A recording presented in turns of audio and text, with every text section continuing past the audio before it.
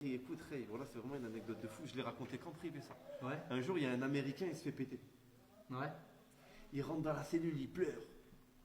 Il pleure toute la nuit, frère. Il me casse la tête, j'ai mal à la tête. Il pleure, il pleure, il pleure, il pleure. Après, le lendemain, on parle un peu avec lui, on lui dit, qu'est-ce que tu fous là? Il nous dit, je me suis fait péter avec un joint. On lui dit, mais qu'est-ce que tu nous casses la tête? Un joint, c'est moins de 2 grammes. Ça veut dire que tu vas sortir, ça y est, tu payes une amende, tu sors. Il nous dit, non, mais dans ma valise, il y avait 20 grammes. Parce que là-bas, c'est légal au States. Ouais.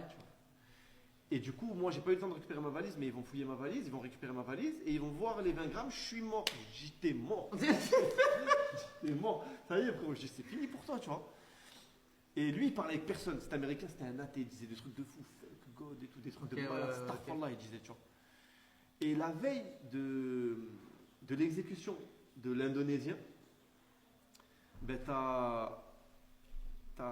l'Américain en question, il ressemblait à, comment il s'appelle le boxeur là? McGregor, là, pareil. Jack Paul, rien à voir. Non, roux, pareil, tout pareil. Ouais. Et la veille de l'exécution, c'est des histoires de l'équipe, je raconte dans mon salon avec mes potes, tu vois. La veille de son exécution, du coup, tu sais, quand quelqu'un va se faire exécuter, tout le monde lui parle. Tout le monde parle avec lui toute la nuit, tu vois. Et du coup, on lui parle et tout. Et l'Indonésien, il dit à l'Américain, il lui dit, mais genre, tu vas mourir. Tu comptes pas te convertir, tu comptes pas croire en Dieu un jour dans ta vie, tu vois. Il disait, non, moi je crois pas en Dieu, je m'en fous. Il voulait rien tenter. Il voulait rien savoir. Ouais. Et l'Indonésien, il parle. Et bref, il a réussi à faire convertir dans la nuit cet Américain-là, tu vois. Donc il fait la shahada, shahaduna la ilaha illallah, shahaduna Muhammad rasulullah. Et à ce moment-là, moi je me suis réveillé quand il faisait la shahada, je n'ai pas entendu leur conversation. Donc l'Indonésien, il est parti, il s'est fait exécuter. Wallah kémis par Allah le Tout-Puissant. 2 jours plus tard, tu as l'avocate qui arrive, qui lui dit ta valise a été perdue par la compagnie.